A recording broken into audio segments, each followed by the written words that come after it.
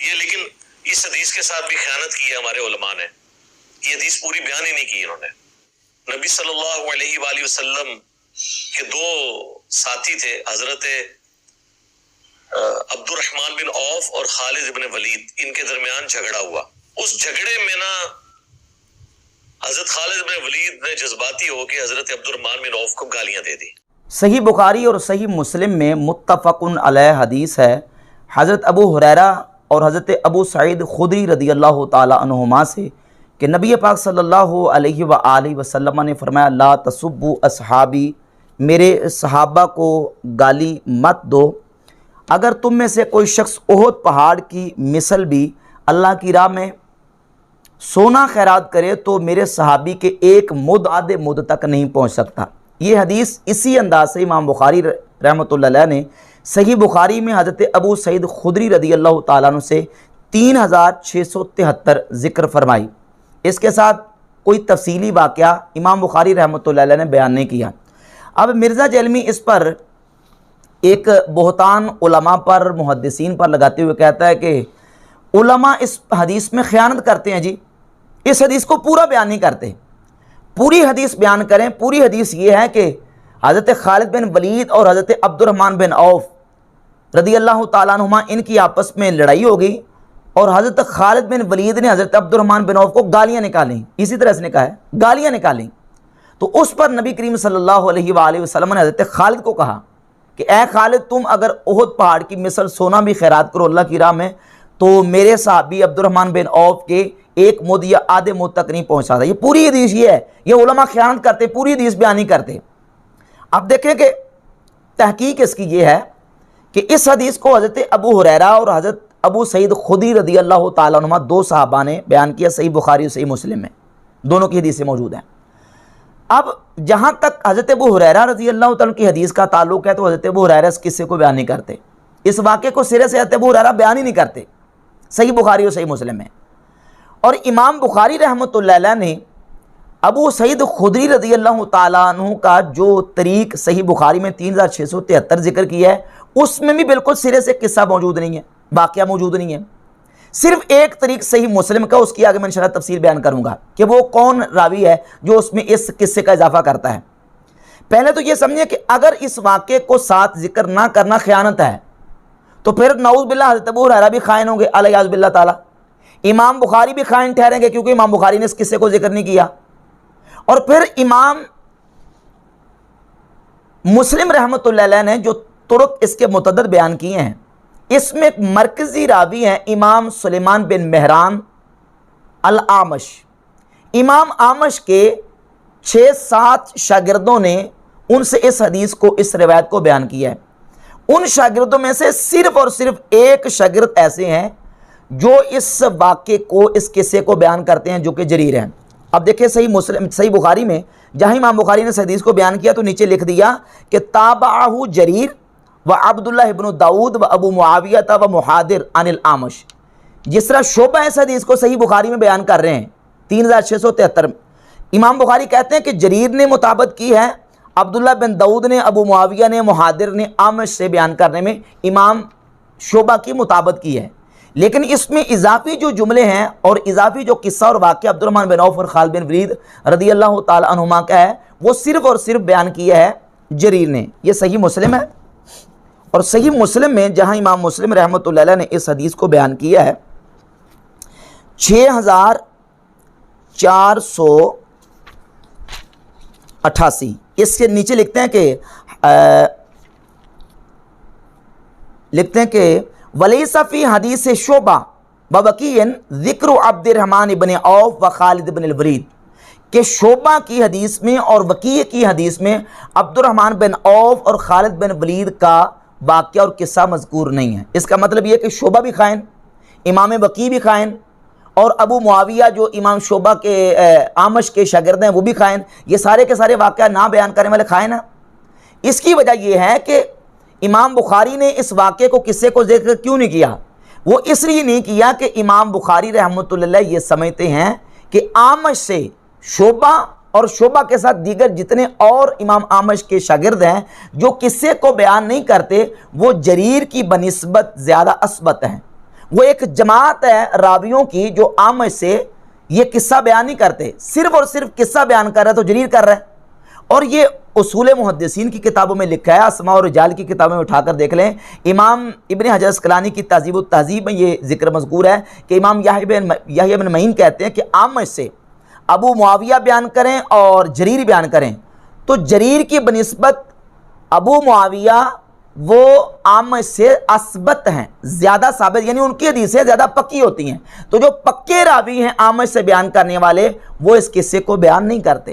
تو جن محدثین اور راویوں نے قصہ بیان نہیں کیا وہ سارے خائن ہیں۔ حالانکہ ایک ٹیکنیکل وجہ ہے، ایک جو حدیث کے اصول کی وجہ ہے کہ بعض محدثین نے اور بعض راویوں نے اس قصے کو ساتھ ذکر نہیں کیا، اور امام بخاری نے اس کو 3673 نمبر حدیث کے تحت ذکر نہیں کیا، اور یہ کہتے ہیں علماء خائن ہیں جی، خیانت کرتے ہیں۔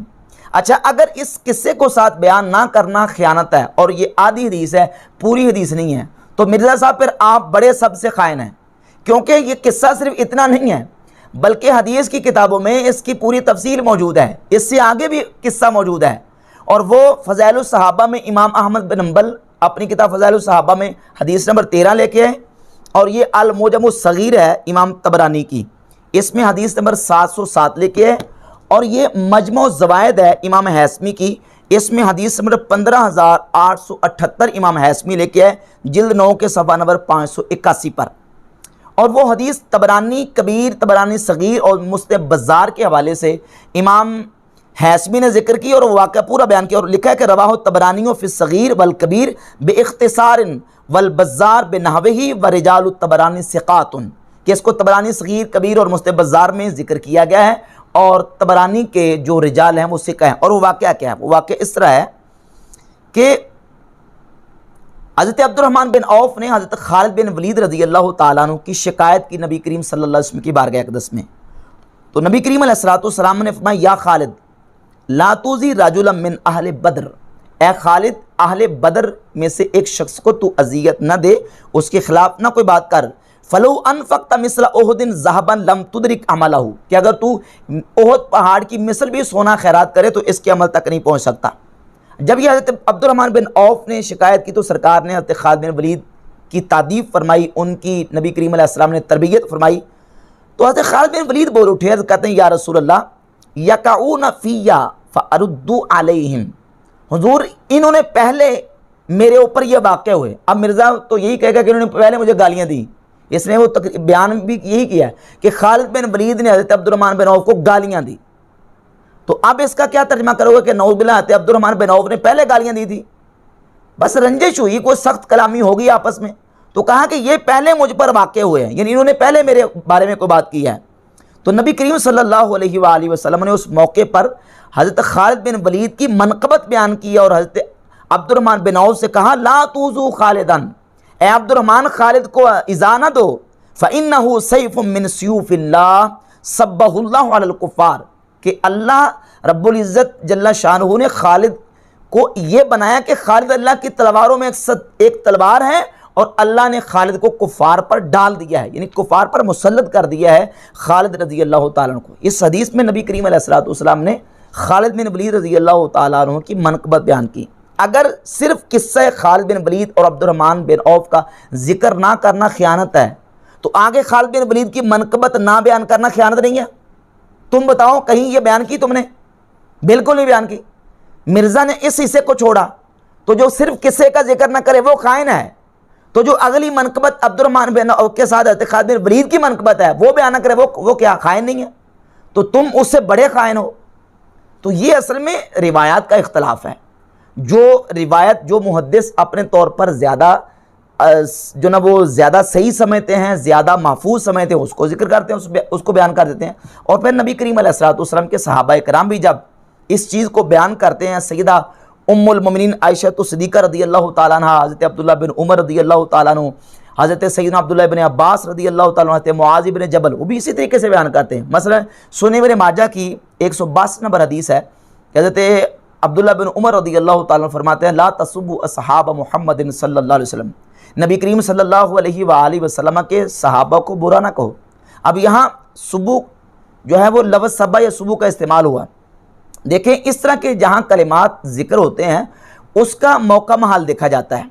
اگر سبا یا سبو کسی مقام پہ استعمال ہوا ہے تو وہ اگر ایسے مقام پہ ہے جہاں سب کا معنی گالی کریں تو گالی کریں گے، اور اگر سب کا معنی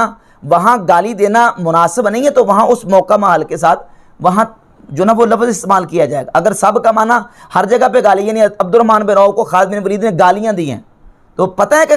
گالی جو ہے وہ اس کا کتنا بڑا اس کا جو نا وہ حکم ہے۔ صحیح بخاری میں حدیث نمبر 48 ہے، نبی پاک صلی اللہ علیہ وآلہ وسلم نے فرمایا سباب المسلم فسوق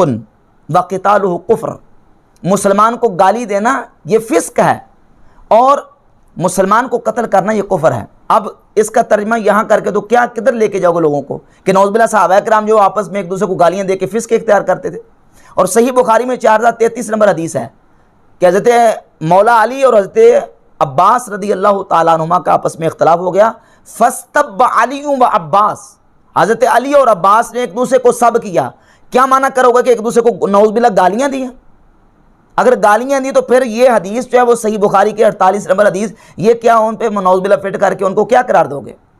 وہاں موقع محل سے جو نا وہ حدیث کا ترجمہ کیا جاتا ہے۔ اسی طریقے سے صحیح مسلم میں 4577 نمبر ہے، یہی جو حضرت مولا علی اور حضرت عباس کا جو واقعہ ہے اس میں مذکور ہے کہ حضرت عباس حضرت علی کے ساتھ سیدنا فاروق اعظم کے پاس گئے اور کہا کہ اقضی بینی و بین ھذا الکاذب العاصم الغادر الخائن۔ اب ان کو کس طرح جسٹیفائی کریں گے؟ لہٰذا یہ ہے کہ جب صحابہ کرام رضی اللہ تعالیٰ عنہ کی ذوات طیبات کا مسئلہ آئے گا تو اس میں موقع محل کے مطابق جو ہے وہ ان الفاظ کا ترجمہ اور اس کا مطلب بیان کیا جائے گا۔ بلکہ نبی کریم صلی اللہ علیہ وآلہ وسلم کی ذات اقدس کے حوالے سے صحیح بخاری میں موجود ہے کہ جس مومن کو یا اللہ میں سب کر دوں تو یہ سب اس مومن کے حق میں اس کے لیے مغفرت اور بخشش کا ذریعہ بنا دے، قربت کا ذریعہ بنا دے۔ اور اسی طرح صحیح مسلم میں ایک حدیث ہے کہ دو شخص نبی کریم علیہ السلام کی بارگاہ اقدس میں فَسَبَّهُمَ النَّبِيُّ صلی اللہ علیہ وآلہ وسلم، نبی علیہ السلام نے ان دونوں کو سب کیا۔ صحیح مسلم 5947 نمبر حدیث ہے۔ تو یہاں سب کا معنی نعوذ باللہ گالی دیں گے کہ نعوذ باللہ نبی کریم علیہ السلام نے ان دونوں کو گالی دی؟ نہیں، بلکہ یہاں معنی یہ ہے کہ نبی کریم علیہ السلام نے ان کو جھڑکا، یہاں معنی گالی نہیں کریں گے۔ تو سبا یا سبو کا معنی ہر جگہ پہ گالی نہیں بلکہ ایک دوسرے کے ساتھ جو نا وہ رنجش ہو جانا، تنقید کرنا، ایک دوسرے کے جو نا وہ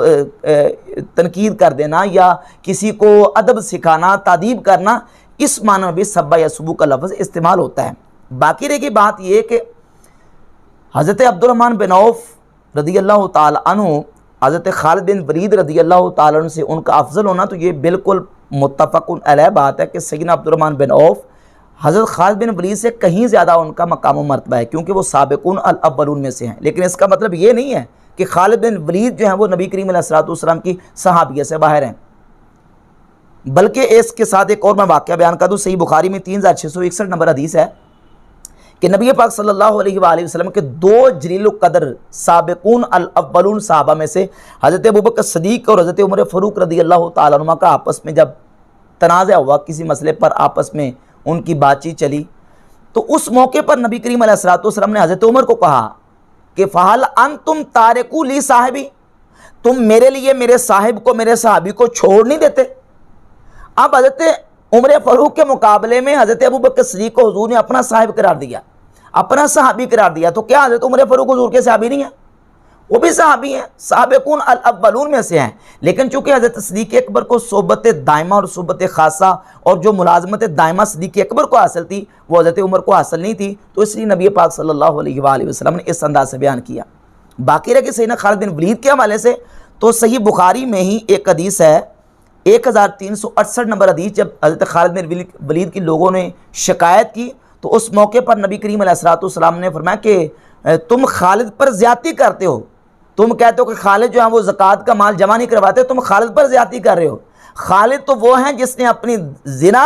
اور اپنا سارا کچھ جمع پونجی جو اللہ کی راہ میں وقف کر دی، خیرات کر دی، تم خالد پر تنقید کرتے ہو، تم خالد پر زیادتی کر رہے ہو۔ نبی پاک صلی اللہ علیہ وآلہ وسلم نے حضرت خالد بن ولید رضی اللہ تعالیٰ عنہ کی منقبت بیان کی،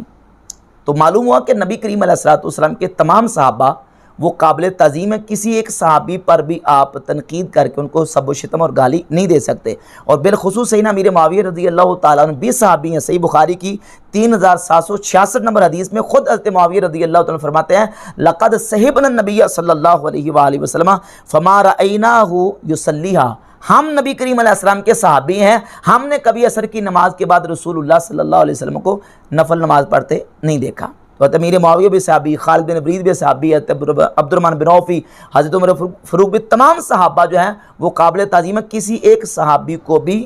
سب و شتم کرنا یہ جائز نہیں ہے. باقی صحابہ کے آپس میں جو معاملات ہیں, ان کے آپس میں معاملات ہیں, کسی امتی بعد والے جو صحابی نہیں ہیں اس کو صحابی کے اوپر تنقید کر کے ان کو سب و شتم کرنا جائز نہیں ہے. باقی صحابہ کے آپس میں جو معاملات ہیں, ان کے مشاجرات ہیں, ان کے بارے میں ہم اپنی زبان کو بند رکھیں گے. اب دیکھیں نا سورہ طٰہٰ کی آیت نمبر 94 میں سیدنا موسیٰ علیہ السلام اور حضرت ہارون علیہ السلام کا ذکر موجود ہے کہ جو موسیٰ علیہ السلام اور ہارون علیہ السلام کا آپس میں جو مسئلہ پیش آیا. اب دو نبیوں اور پیغمبروں کا مسئلہ ہے. حضرت ہارون علیہ السلام کے موسیٰ علیہ السلام نے داڑھی اور سر کے بال پکڑ لیے تو حضرت ہارون علیہ السلام نے کہا یا ابن امّہ لا تأخذ بلحیتی ولا براسی, اے میری ماں کے بیٹے میری داڑھی اور سر کے بال مت پکڑیے. اب ایک نبی دوسرے نبی کے ساتھ, ایک رسول دوسرے رسول کے ساتھ یہ معاملہ کر رہا ہے تو ہم کسی کے بارے میں کوئی منفی اپنا جو کمنٹ اور تبصرہ نہیں کریں گے, بلکہ رسولوں کا, نبیوں کا معاملہ ہے. تو جب صحابہ کرام کی آپس میں مشاجرات کی بات آئے گی تو ہم ان کے بارے میں کوئی منفی رائے قائم نہیں کریں گے, بلکہ صحابہ کرام ہمارے لیے قابل تعظیم ہے. تمام صحابہ کی عزت اور رسپیکٹ کریں گے.